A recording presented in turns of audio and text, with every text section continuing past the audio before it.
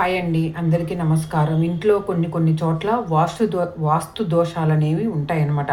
ఆ దోషాలు తొలగిపోవాలి అంటే సింహద్వారానికి మనము లోపలి పక్క ఒక మూలన మనం పెట్టుకోవాలన్నమాట. ఎలా పెట్టుకోవాలంటే ఒక అద్దపు బౌల్ తీసుకోవాలండి.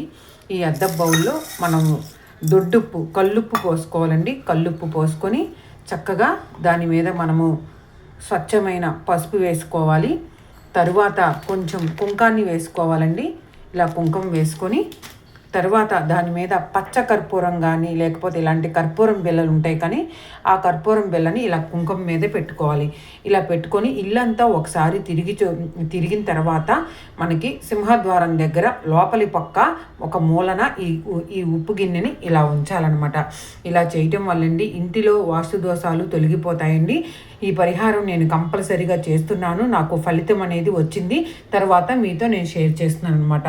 ఎలాంటి వాస్తు దోషాలైనా తొలగిపోతాయి.